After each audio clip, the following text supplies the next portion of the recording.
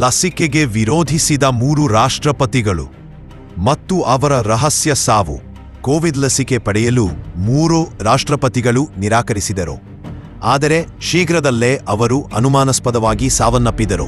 John ಮಾಗುಫುಲಿ, ತಂಜಾನಿಯಾ ಅಧ್ಯಕ್ಷ, ಲಸಿಕೆಗೆ ಪ್ರಶ್ನೆ ಕೇಳಿದವರು, ಕೆಲ ತಿಂಗಳಲ್ಲಿ ಹೃದಯಾಘಾತದಿಂದ ಸಾವು. ಆದರೆ ಸತ್ಯವೇನು? ಜೋವೆನಲ್ ಮೊಯ್ಸ್, ಹೈಟಿ ರಾಷ್ಟ್ರಪತಿ, ಲಸಿಕೆ ವಿರೋಧದ ನಂತರ ಅವರಿಗೆ ಜುಲೈ 2021ರಲ್ಲಿ ಅವರ ಮನೆಯಲ್ಲೇ ಅವರಿಗೆ ಗುಂಡು ಹೊಡೆದು ಕೊಲೆ ಮಾಡಿದ್ದರು. ಪಿಯೇರ್ ನಕುರುಂಜಿಜಾ, ಬುರುಂದಿ ಅಧ್ಯಕ್ಷ, ಜೂನ್ 2020ರಂದು ಲಸಿಕೆ ಬೇಡ ಎಂದಿದ್ದರು. ನಂತರ ಹಠಾತ್ ಹೃದಯಾಘಾತದಲ್ಲಿ ಸಾವು ಸಂಭವಿಸಿದ್ದು. ಇದರ ಹಿಂದೆ ಅನೇಕ ಅನುಮಾನಗಳು ಇದೆ.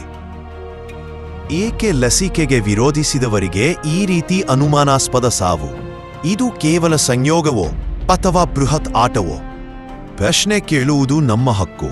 ಯಾರು ಅಧಿಕಾರದಲ್ಲಿದ್ದು ಜನರ ಜೀವನದ ಜೊತೆಲಿ ಆಟ ಆಡುತ್ತಿದ್ದಾರೋ ಇದರ ಬಗ್ಗೆ ಜನರು ಎಚ್ಚರವಾಗಿರಬೇಕು.